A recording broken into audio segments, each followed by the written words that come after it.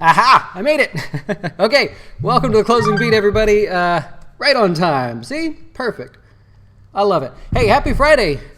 Unless you were playing in the markets today, probably not a happy Friday for you. This is our quick show that we do. We go over the stock markets, the good, the bad, and today, a little bit of ugly. We cover this every day. We're financial advisors here at Jazz Wealth, and we just like talking about the markets and such. So if you would, keep us in mind here at Jazz Wealth if you need help with your long-term retirement accounts. This is the dojo, by the way. This is what I'm going to start using on Monday. If you're one of our customers, you automatically have access to it. You can type in any symbol you want to see. AutoZone hit new 52-week highs today. You can kind of go in there and take a look, just like I do. Everything is set up just the way I set it up. The sector's off to the right, everything you like. But most importantly, and the class last night, what perfect timing on this class. If you go into the video library, every class we've ever done just for customers, these aren't on YouTube publicly where you can go and check them out, but we talked about high interest savings accounts last night, as well as the yield curve study that everybody was talking about today. So it was really, really cool to get to kind of see that and see how people were, well, you know, sort of freaking out today. You guys know the data there. So be sure to check that out.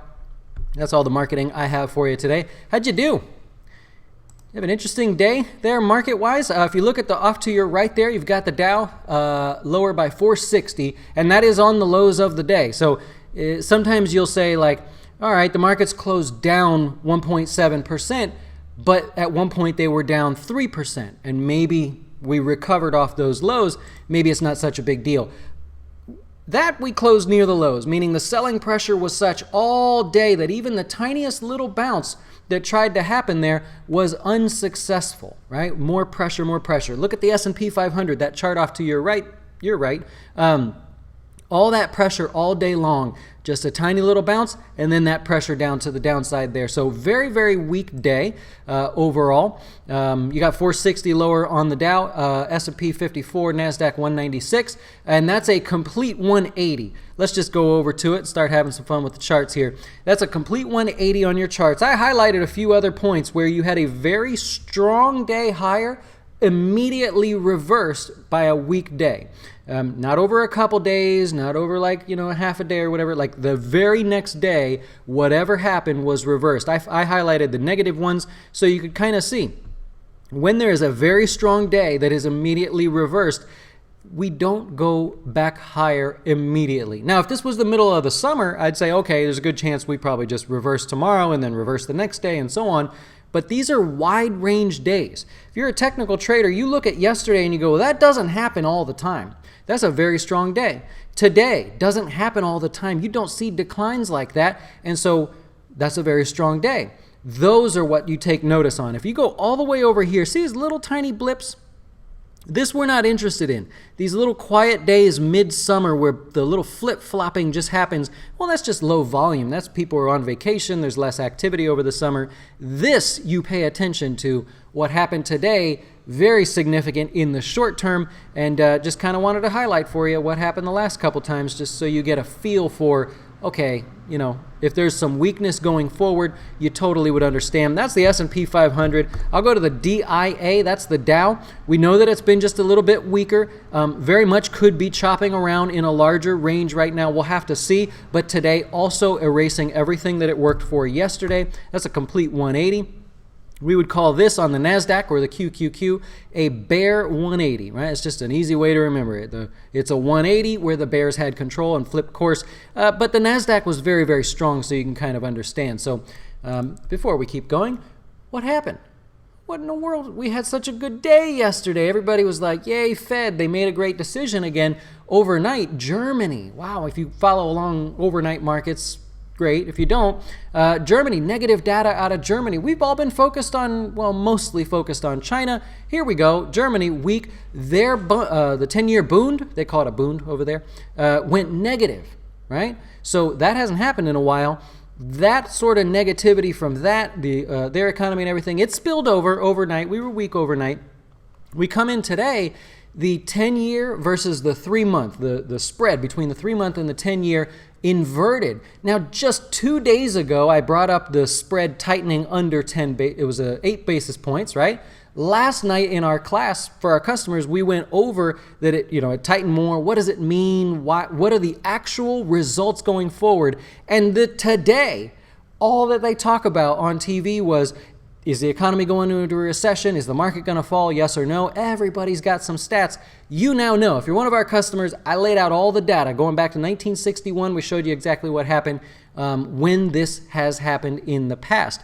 Now, the 10-year versus the 2-year, that's the one that the sort of broadest base of studies, or I should say that's the one that's been studied the most that people focus on. We're basically in flat territory, but not officially inverted yet on the 10-year, 2-year combination there. And if you are not one of our customers and you go, darn it, I feel like I'm missing out, but I don't need to work with you here at Jazz, I'll point you to an article on CNBC. There was an article that said, bonds are flashing a huge recession signal. Here's what happened to stocks last time it happened. And it has a picture of these guys like, screaming, they're all scared. When you click on the article, it says, the very first little bullet point, stocks rise about 15% on average in the 18 months following inversions. So they scare you with the headline, you read it and you go, oh, well, that's good news. Interestingly, that is accurate, by the way. The data is accurate on that one. So if you're following along and things like that, you watch TV and you see doom and gloom, well, there's an article you can go read and be like, why is there no doom and gloom here if the data shows an average gain of double digits? So that's that one. If you're an active trader, the algorithms in the bond-related ETFs, the bond-related or bond futures, algorithms in the broad-based market where money goes, they really showed themselves today, right? So I won't go too deep into this, but if you're an active trader, you look for moments in time where not only do other traders come along and want to participate too, but you look for moments in time where you can tell the computers are playing along, right? If you have that action from the algorithms, the computers and the programmers that set all that up, you get a little more oomph in your money. That's one to record today what happened. And if I could go maybe a little deeper into it, I'll give you an example. If you were to look at the number of stocks making new highs today, so S&P 500, we know what happened today, right? No need to beat that one to death. Immediate reversal. And we go and we say, why did 51 stocks in the S&P 500 make new highs? And a lot of them stayed up there, by the way. How's that? Like, I thought this was a scary day. Wasn't everything down? No, a lot of stuff was actually positive on the day. And 51 stocks made new 52-week highs. Here's the thing. A lot of it, utilities. A lot of it, utilities, REITs, right? A lot of it, consumer staple products, right? So when you start looking into that sort of thing, you go, okay, what's going on here? I got every utility that I can see. I've got some energy companies in there, that not so much.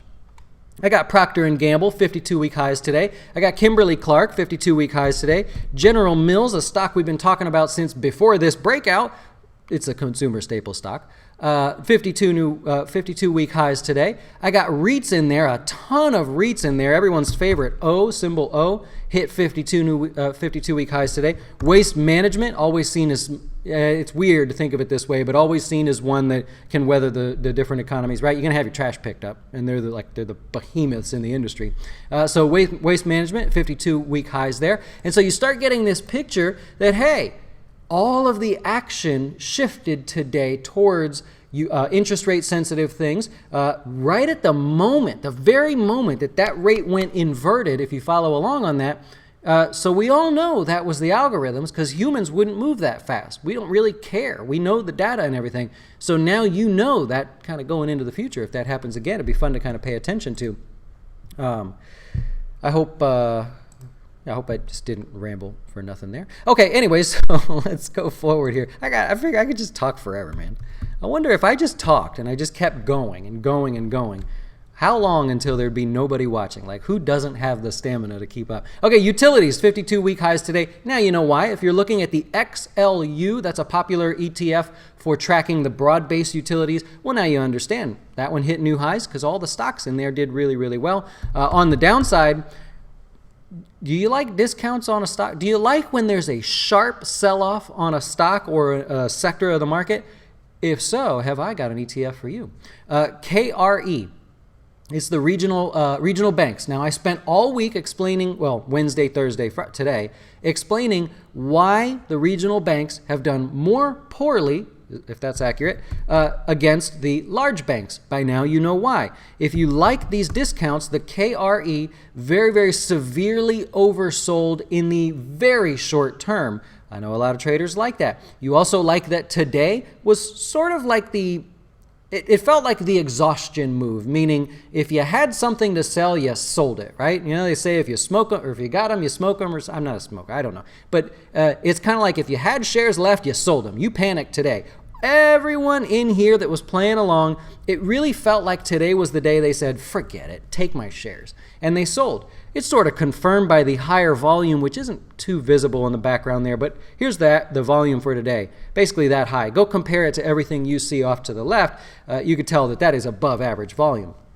In that case, if you felt like you were, if you're interested in short-term discounts, great. Now, for the week, look at this. You got a discount of over 10%. The whole sector corrects in less than a week. Well, an exact week, right? So just very, very crazy there, that sell-off. XLF is the big banking centers, down 2.75% today. All in all, they're down about half of what the regional banks lost. Gives you an idea of how sort of the beating that those guys took.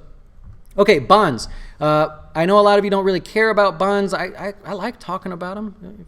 If you don't mind real quick. Bonds hit new highs. The short-term bonds, in this case, if you're going to look at the 2s and 10 years, they hit new highs, meaning the short-term interest rates hit a new low for the year. Go out to long-term bonds, they finally caught up. Well, they had a big move today. Remember, just the other day on Fed Day, we said, okay, well, they had a strong move back to recent highs, which means rates came to recent lows. But today, they broke out to their highest point of the year. So interest rate-wise, you're at your lowest points of the year, if you like to follow that stuff. Because of that, bond-related ETFs, here's the TLT. This is sort of a hodgepodge mix of bonds. It's sort of a complicated product, just blasting off to new highs, and now you understand why. REITs did hit the new highs. You understand that now with all the stocks that poked up there. It did close negative on the day. They did see a little selling pressure there towards the end of the day just because everything was so brutal. And then from there, I'm going to say this real quick. All of the following lost more than 1% today. Communication services, healthcare, oil, home builders, oil, healthcare, consumer discretionary, industrials, transports, tech, retail, financials, semiconductors, emerging markets, metals and mining, regional banks, Mexico. Why is Mexico in there? Oil explorers, all losing more than 1%. Worst performer, the XOP, losing 4.5%. Oil was down today, if that helps you there. So just a lot of blood in the streets today.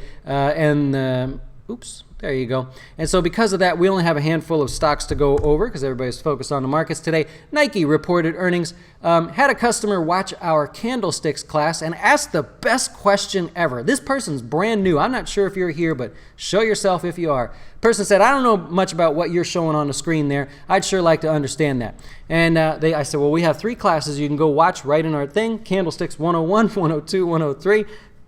Nothing fancy. And they asked the question, why is there such a significant difference between one candlestick and another? Meaning they understood immediately from what we taught them what a gap was. And so I pointed out Nike. I said, well, Nike is going to gap tomorrow, which was today. You might want to check that out, and that'll explain everything that we talked about. So just incredible there. Nike selling off on earnings. Mostly earnings were good. Mostly it was guidance going forward. So Nike basically saying a little bit of slowing sales in the current quarter and going forward. And it basically held right at the 50-day moving average all day, then started to sell off about midday or later in the afternoon when all that pressure hit. So Nike lower by 6% on the day. Definitely not helping. Boeing not helping. Hurt the Dow today. Well, you can see what happened. So Boeing breaking the new lows here for the week and for the last couple weeks since that accident, or the most recent accident. It's sort of frustrating because they're actually going to be testing software. American Airlines pilots are going to be testing the new software fix for the 737 MAX in simulators. Thank God. But so they're going to be testing that. Almost nobody focused on that because I forget the name of the airline. It was in Indonesia. There was an airline out there that said, we're going to cancel nearly 50 planes that we ordered from Boeing, or they would like to see if they could. And because of that, stock sold off another 3%. Hey, Best Buy was upgraded today. It did finish negative on the day. You can see how it started lower and just succumbed to the pressure today.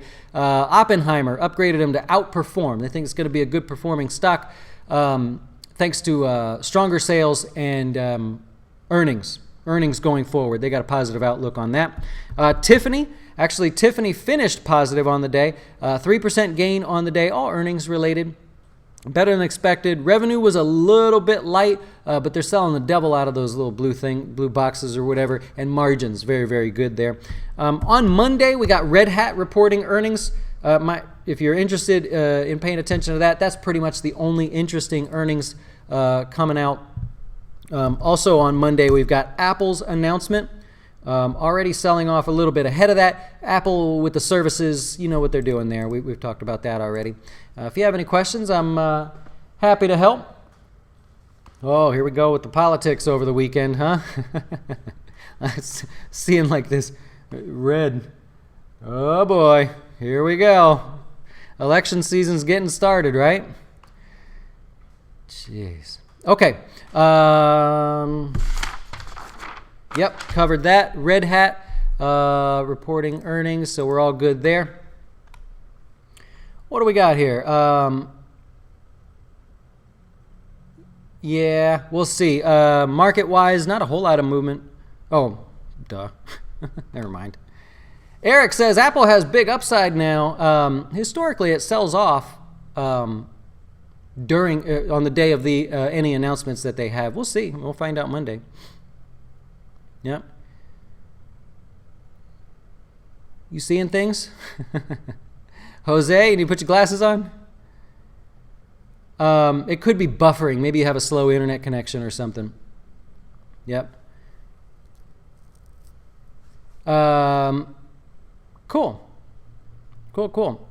Eric says, it seemed to me that when these yield curves flat or when recession is rumored to come, stocks like McDonald's, Rent-A-Center, set to go up, defensive, right? So we mentioned that earlier in the video here. We said the stock's hitting 52-week highs. I didn't look at the rest of them. I just noticed, hey, 52-week high stocks are all utilities, interest rate sensitive stuff, and consumer staples. Kind of interesting there. Doing very well. Cool. WAP, I don't really look at those. I'm sorry. Joey says, take me. Oh boy. You want to be an apprentice? Can you hammer something? Can you use a drill? So is the economy going to go into a recession? Yeah, at some point. It definitely will. Remember, we're at the upper end of an economic expansion that is always followed by a recession. Now, how long it is from now, how severe it is, I actually don't happen to think that the recession, whenever it happens, is going to be very severe at all, in my opinion. That's just my opinion there. We'll see. Now, in the short term, before I leave you guys, in the short term, you have you got a bit of a punch today. You know, I use that analogy. You get punched a little bit, you can handle it. Mike Tyson hits you, that's not so good. The markets sort of give you that look today. They got punched really hard. If we don't have anything to look forward to in the short term, it is highly unlikely we reverse course immediately. That is very, very rare, and so very likely that we see some weakness going forward. Get your mind right, get ready for it. If you like discounts, you go shopping, right? The only good news that helps sort of maybe make this not such an aggressive pullback is the banks have already pulled back aggressively. If they even just stabilize a little bit, that helps us maybe chop around sideways. But remember, March and April are very busy months for the stock market, so you would not expect things to just quiet down and do nothing. That one you could probably bet on. I think you're probably right. Mass effect, I think if we don't see pressure in the morning, maybe a gap lower on Monday. I don't see any reason why that would be a shock to anybody. So I'm right there with you. Right there with you. No problem.